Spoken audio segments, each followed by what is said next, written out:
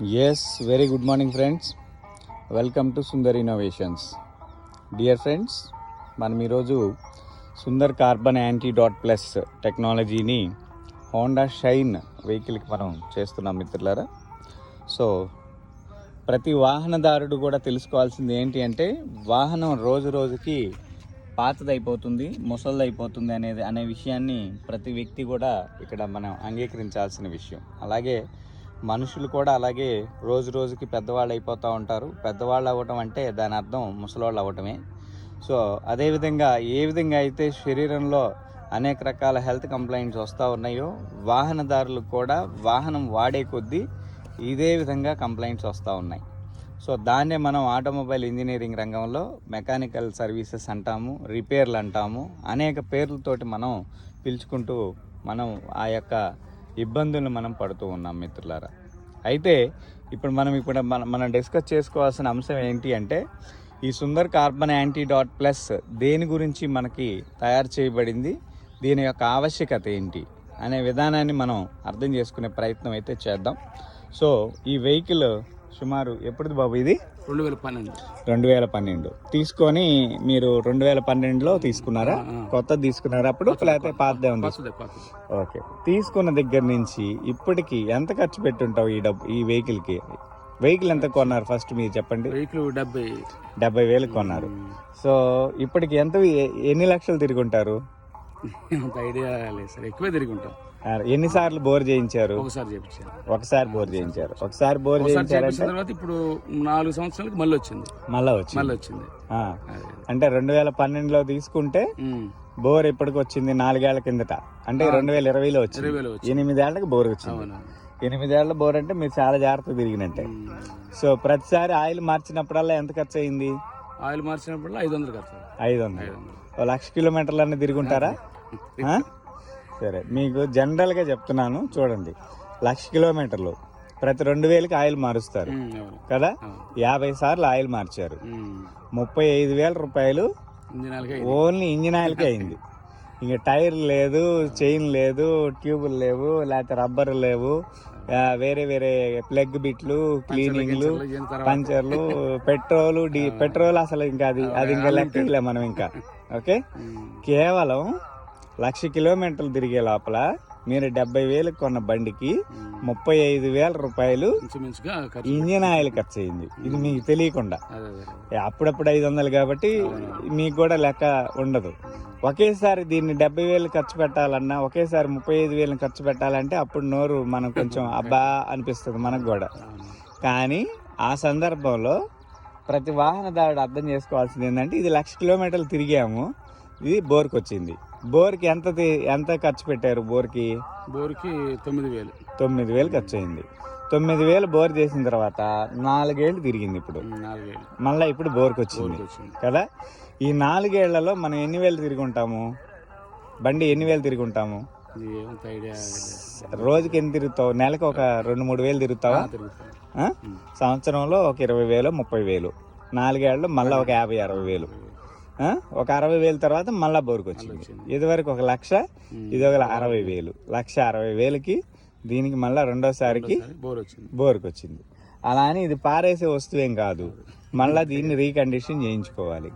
ఈ రీకండిషన్ చేయించుకోవడానికి అయ్యే ఖర్చుని మనం బేర్ చేసుకోవాల్సి వస్తుంది. అలా పెట్టే అవసరం లేకుండా సింపుల్గా వాహనాన్ని మనమే కాపాడుకునేటట్టు 1,00,000 కిలోమీటర్లు కాకుండా సుమారు 10,00,000 కిలోమీటర్ల వరకు కూడా బోరుకు రాకుండా ఉండేటట్టుగా చేసే టెక్నాలజీ ఏమైనా ఉందా మార్కెట్లో? ఏం లేదు. పెట్రోల్ ఎప్పటికప్పుడు కొట్టేస్తావు, అయిపోద్ది. ఇంజిన్ ఆయిల్ పోయిస్తావు, అయిపోద్ది. అది కూడా తీసేసుకోవాలి. బ్రేక్ ప్యాడ్లని అవన్నీ ఇవన్నీ ప్రతిదీ మెయింటెనెన్స్ అందిస్తూనే ఉన్నావు దీనికి. అలా అందిస్తుంటేనే అది తిరుగుతుంది. దాన్నే మెయింటెనెన్స్ కాస్ట్ అని అంటాం కదా. ఇప్పుడు ప్రస్తుతం బండి కండిషన్ ఏంటి? అదే బోర్కి వచ్చింది. ఆయిల్ తాగుతుందా? ఎంతలో తాగుతుంది? ముందు 60 వచ్చేది, ఇప్పుడు 45 కిలోమీటర్లే వస్తుంది పెట్రోల్ కూడా. సో అది కూడా ఎక్కువ తాగుతుంది. ఇంజిన్ ఆయిల్ కూడా తాగుతుంది. సో నెలకి అయిపోతుంది. దీని అర్థం ఏంటి అంటే ఇంజిన్ లో నుంచి హెడ్ లోకి వచ్చేస్తుంది ఆయిల్. మనకి ఇది ఈ హెడ్ లో కూడా డార్క్ లేయర్ కనిపిస్తా ఉంది. అర్థమైందా? సో ఈ హెడ్ లోకి వచ్చేసినప్పుడు ఇక్కడి నుంచి కూడా ఆయిల్ కన్జమ్ అవుతుంది.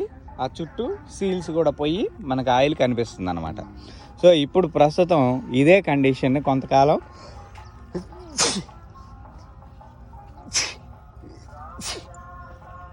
వాహనాన్ని వాడుకోవాలంటే ఈ యాంటీడాట్ ఇంజెక్షన్ బాగా పనిచేస్తుంది. ఇది ఎలా పనిచేస్తుంది అనేదాన్ని ఒకసారి చూద్దాం. బండి స్టార్ట్ చేయండి చెప్తా. ఉన్నాయి, అది ఉన్నాయి, దానికే ఇంజెక్షన్ చేయాలి. సో మిత్రులారా, మనకి వాహనం అయితే స్టార్ట్ అయింది.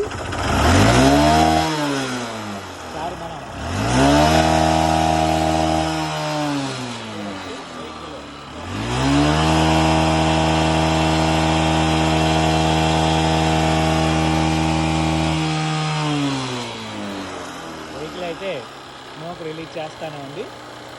సో దాన్ని మనం తగ్గించే ప్రక్రియ అనేది పర్లేదు దాన్ని తగ్గించే ప్రక్రియ అనేది మనం ఇప్పుడు చేయబోతున్నాం.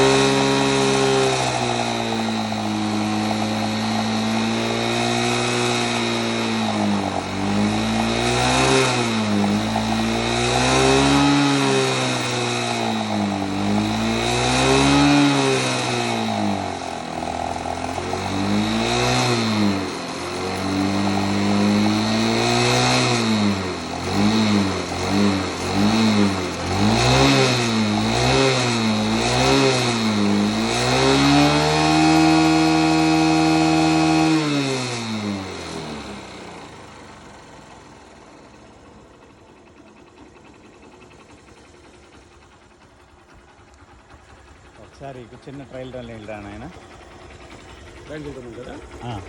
వరకు జస్ట్ బండి వెళ్ళిరావు,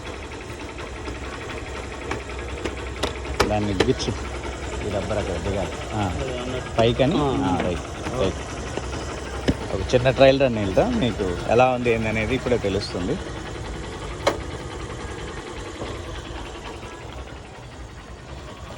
సో మిత్రులారా, మనం యాంటీడాట్ కంప్లీట్ చేసుకున్నాం. వితిన్ మినిట్స్లోనే వెహికల్ యొక్క వాల్యూస్ ఎలా ఉన్నాయి అనే దాన్ని కూడా మనం చెక్ చేసే ప్రయత్నం అయితే చేద్దాం. ఇందాక వెహికల్ బాగా స్మోక్ చేసింది. సో ఆ విధానాన్ని కూడా ఇప్పుడు మనకి అది తగ్గుతుందా తగ్గదా ఎలా ఉంది ఏంది అనేది కూడా ఇప్పుడే మనకి తెలిసే ప్రయత్నం కూడా జరుగుతుంది.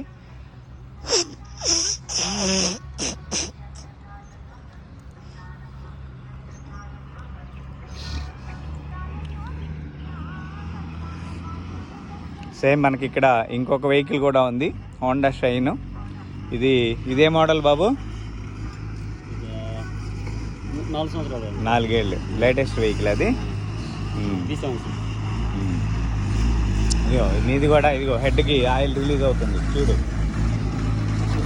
ఇదంతా ఆయిల్ వస్తుంది చూసావా, ఇలా వస్తుంది అంటే బండి హీట్ అవుతుంది, ఇంజిన్ హీట్ అవుతుంది అని అర్థం. ఇంజిన్ హీట్ అవ్వకూడదు. ఇంజిన్ హీట్ ఎప్పుడైతే అయిద్దో కంప్లైంట్స్ వస్తాయి, అర్థమైందా? ఆ హీట్ అయ్యే లక్షణమే లోపల ఆయిల్ కార్బన్ ఉందనే లెక్క. ఆ కార్బన్ ఉంది అంటే ఇంజిన్ని డ్యామేజ్ చేస్తూ ఉంటుంది, అది దాని లెక్క.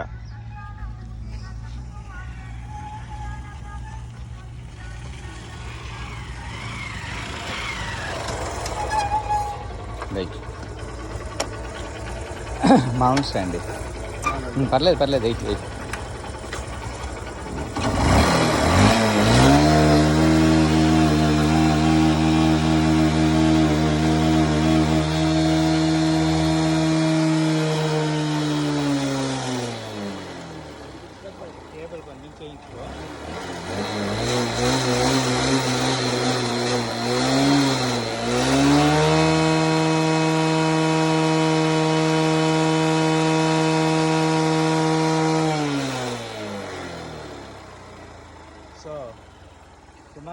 ఇంకొక 300 కిలోమీటర్ల వరకు ఆయిల్ వస్తుంది, ఈ రకంగా పొగ వస్తుంది, తెల్ల పొగ వస్తుంది కొద్దిగా. అదంతా క్లియర్ అయిపోయిన తర్వాత మళ్ళీ వెహికల్ నార్మల్ అయిపోతుంది. ఓకే, అది క్లియర్ అవ్వాలి. ముందర అది బండిలో ఉండే వేస్టేజ్ అంతా బయటకు వెళ్ళిపోవాలి. ఆ వేస్టేజ్ వెళ్ళిపోయిన తర్వాత నార్మల్ అయిపోతుంది వెహికల్ కండిషన్. ఓకే, సో మిత్రులారా, ఇది ఈరోజు లైవ్. మళ్ళీ మరొక లైవ్లో కలిసే ప్రయత్నం చేద్దాం. Thank you for watching our live video.